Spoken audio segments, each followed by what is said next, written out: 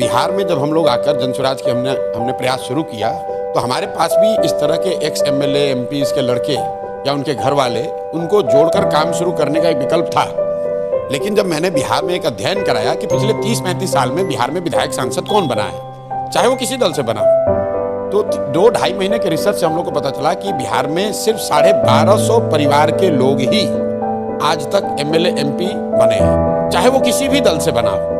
हम लोग को लगता है कि लालू जी के परिवार का वर्चस्व है। आप लालू जी की बात छोड़ दीजिए, भाजपा को ले लीजिए जो दावा करता है कि भाई हम परिवार से गाइडेड नहीं है।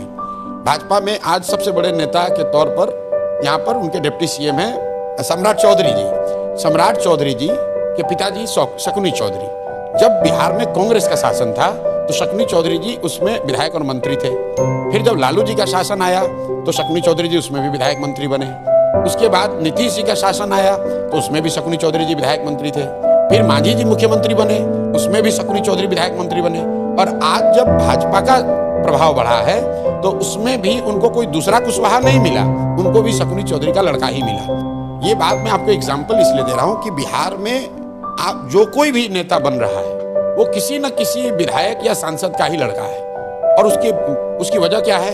क्योंकि एंट्री बैरियर इतना बड़ा बना दिया गया है कि भाई अगर आपकी जाति की संख्या नहीं है, आपके पास करोड़ों रुपए नहीं, आप बाहुबली नहीं है, आपका कोई गॉडफादर नहीं है, तो आप राजनीति में नहीं आ सकते हैं। उसको तोड़ने के लिए जनसुराज ने यह प्रयास जो शुरू किया है कि अगर आप में क्षमता है, अगर आप में समाज के प्रति चेतना है, अगर आप बिहार में कुछ नया करना चाहते हैं तो व्यवस्था की चिंता मत कीजिए, वो चिंता जनसुराज करेगी। आप आइए और राजनीति में जुड़िए और कुछ अच्छा कीजिए। और ये सोचकर बहुत बड़ी संख्या में लोग जुड़े हैं।